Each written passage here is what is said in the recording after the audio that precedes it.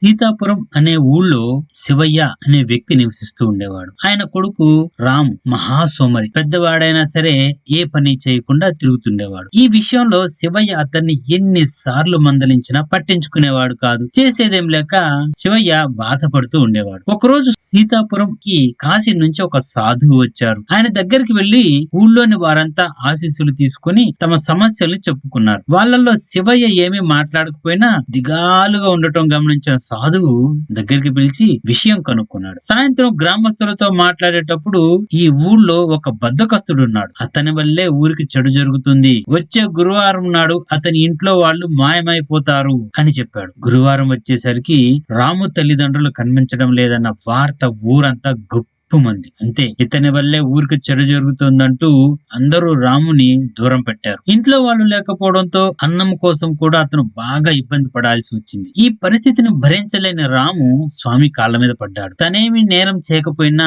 అందరూ తనని అసహించుకుంటున్నారని బోరుమన్నాడు. అప్పుడు ఆ సాధువు, నువ్వు నీ తల్లిదండ్రులను చూసుకోవలసిన వయసులో ఏ పని చేయకుండా ఊరికే తిరుగుతూ కాలం గడుపుతున్నావు. నీ బాధ్యతల్ని నిర్వర్తించకుండా ఉండటం నేరమే కదా అని అన్నారు. దీంతో తప్పు తెలుసుకున్న రాము కష్టించి పని చేయడం మొదలు పెట్టాడు. ఇప్పుడు తల్లిదండ్రులు తనని చూస్తే ఎంతో సంతోషపడతారని అనుకుంటూ ఉండేవాడు. కొన్నాళ్లకు సాధువు మళ్ళీ ఆ ఊరికి వచ్చాడు. అందరితో మాట్లాడుతూ బద్ధకస్తుడు మారిపోవడం వల్ల అతని ఇంట్లో వాళ్ళు తిరిగి వస్తారు అని చెప్పాడు. మర్నాడే రాము తల్లిదండ్రులు ఊర్లో అడుగు పెట్టారు. అంతా స్వామి మహిమ అని ఊళ్ళో వాళ్ళందరికీ చెప్పిన రాము తల్లిదండ్రులు తమ కొడుకుని మార్చినందుకు స్వామికి మరీ కృతజ్ఞతలు తెలుపుకున్నారు.